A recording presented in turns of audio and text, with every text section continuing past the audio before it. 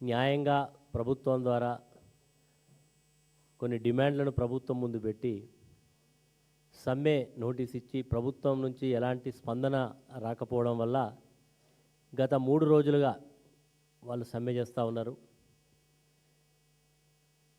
మరి ఈ 23,000 మంది కార్మికుల విషయంలో ప్రభుత్వం సానుకూలంగా స్పందించాల్సింది పోయి ఈరోజు ప్రభుత్వం సమ్మెలో పాల్గొన్నటువంటి కార్మికులను డిస్మిస్ చేస్తాం, ఉద్యోగాల నుంచి బర్తరఫ్ చేస్తామని చెప్పి ఒక రకమైనటువంటి భయానికి గురి చేసేటువంటి ప్రయత్నం చేస్తూనే నా నియోజకవర్గం భూపాలపల్లిలో ఉండేటువంటి థర్మల్ పవర్ స్టేషన్ దగ్గర దాదాపు 700-800 మంది విధులకు దూరంగా ఉండి కనీసం వాళ్ళు నిరసన తెలియజేసే సందర్భంలో కనీసం ఒక టెంట్ వేసుకోవడానికి కూడా అవకాశం లేదు. దాదాపు 40 డిగ్రీల సెంటీగ్రేడ్లో రోడ్డు మీద కూర్చొని నిరసన తెలియజేయాల్సిన పరిస్థితి వచ్చింది. ఎందుకు ఇంత ప్రభుత్వం ఇంత నిరంకుశంగా వ్యవహరిస్తుంది? మరి దీనికి గతంలో ప్రతిపక్షంలో ఉన్నప్పుడు అనేక చిలకా పలుకులు పలికిండి. ఈరోజు ఆ శాఖకు మంత్రిగా ఉన్నటువంటి బట్టి విక్రమార్క ఆయన శాఖలోనే 23,000 మంది రోడ్డు మీదకి వచ్చి వారి న్యాయమైనటువంటి డిమాండ్లు చేయమని అడుగుతున్నటువంటి సందర్భంలో ప్రభుత్వం పిలిచి చర్చలకు ఆహ్వానించి వారి సమస్యలు చేయగలిగినాయి, ఇప్పుడు చేస్తాం లేదేదైనా ఉంటే ఇంకో టైం తీసుకొని చేస్తామని చెప్పాల్సింది పోయి ఈరోజు ఇంత నిర్దాక్షిణ్యంగా వివరించడాన్ని మేము తప్పుపడతా ఉన్నాం.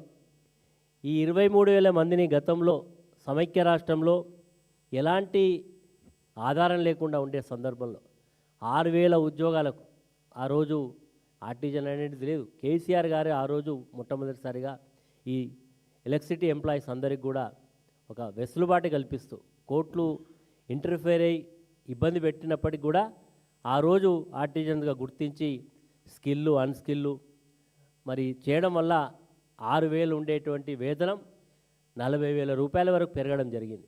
అదే సందర్భంలో వాళ్ళు ఆ రోజు ప్రభుత్వాన్ని కోరినటువంటిది ఈరోజు కార్మిక సంఘాలను కూడా కోరుతున్నది ఏంటంటే గ్రేడ్ ప్రకారం ఐటీఐ చదివిన వాళ్ళకు ఒక గ్రేడు, డిగ్రీ చదివిన వాళ్ళకు మరి వాళ్ళకు ఎల్డీసీఓ యూడీసీఓ అక్కడ ఆఫీస్లో అన్స్కిల్ వాళ్ళకు ఒక రకంగా చేయమని అడుగుతూ ఉన్నారు.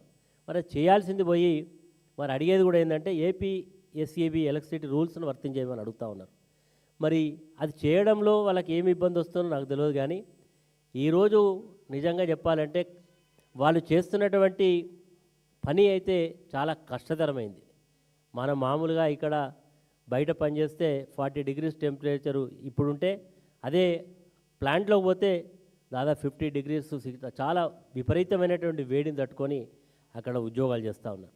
ఈరోజు ట్రాన్స్కోలో చేసేవాళ్ళు కానీ అదేవిధంగా ఎన్పిడిసిఎల్ కానీ మిగతా డిపార్ట్మెంట్లు చేసేవాళ్ళు ఎక్కడ పవర్ ఇంటరప్షన్ వచ్చిందంటే నిమిషాల మీద వెళ్ళి వాళ్ళు మరి వారి శ్రమను మనకి ఇవ్వడం వల్ల ఈరోజు మనం ఎంతో ఆనందంగా ఈరోజు మన యొక్క కాలాన్ని గడుపుతూ ఉన్నాం. మరి దీని విషయంలో ప్రభుత్వం ఏదైనా డిమాండ్ చేస్తున్నప్పుడు వాళ్ళని పిలిచి మాట్లాడాల్సింది పోయి ఈరోజు జెన్కో డైరెక్టర్లు కానీ అక్కడ ఉండేటువంటి యాజమాన్యం కానీ చాలా నిర్దాక్ష్యంగా వివరించడాన్ని మేము తీవ్రంగా ఖండిస్తూ ఉన్నాం. ఇప్పటికైనా దీని విషయంలో ప్రభుత్వం మరి ఆ శాఖకు మంత్రి ఉప ముఖ్యమంత్రి గారు స్పందించాలని, లేని పక్షంలో తప్పకుండా భారత రాష్ట్ర సమితి ఈ కార్మికులకు అండగా ఆ సమ్మె చేస్తున్నటువంటి కార్మికులకు అండగా ఉంటామని కూడా ఈ సందర్భంగా తెలియజేస్తున్నాం. చాలా విషయాలు ఈరోజు అధికారంలో రాకముందేమో చాలా మాటలు చెప్పిండ్రు, మేము అధికారంలోకి వస్తే అన్నీ అయిపోతాయి.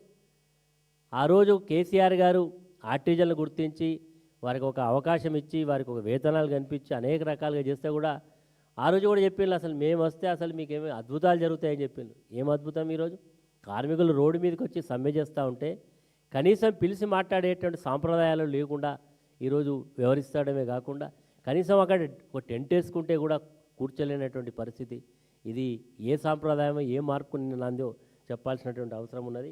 కాబట్టి ఇప్పటికైనా ప్రభుత్వం ఈ చిన్న కార్మికుల విషయంలో వాళ్ళకి చెప్తా ఉన్నారు, మీకు రావాల్సినటువంటి మెడికల్ సంబంధించినటువంటి ఫెసిలిటీస్ కూడా రద్దు చేయబోతూ ఉన్నాం, మీరు ఇట్లా చేస్తే ఇది చేస్తామని చెప్పి ఒక రకంగా వాళ్ళని అయోమయానికి గురి చేస్తూ ఉన్నారు. దీని విషయంలో మరి ఇప్పటికైనా తొందరగా డిమాండ్ను మరి చేస్తున్న దానికి స్పందించాలని ఈ సందర్భంగా మరి తెలియజేస్తూ మరి మిగతా విషయాలలో ఎందుకంటే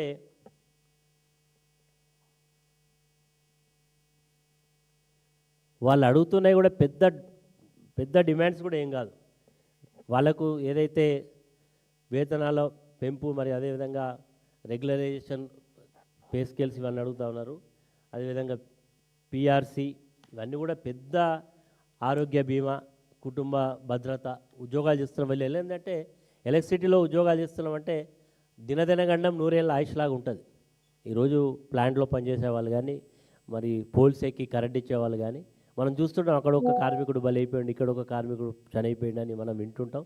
వాళ్ళకు ఉద్యోగ భద్రత, అదేవిధంగా వాళ్ళకు హెల్త్ విషయంలో కూడా ఇవన్నీ చేయాలని అవుతుంది. అన్ని చిన్న చిన్న మానవత్వంతో పరిశీలించాల్సినటువంటి అంశాలను రాక్షసంగా వ్యవహరించడాన్ని మేము తీవ్రంగా ఖండిస్తున్నాం. ఇప్పటికైనా ప్రభుత్వం మీనమేషాలు లెక్కించకుండా దీన్ని చర్చల ద్వారా ఈ సమస్యకు పరిష్కారం చేయాలని ఈ సందర్భంగా డిమాండ్ చేస్తున్నాం.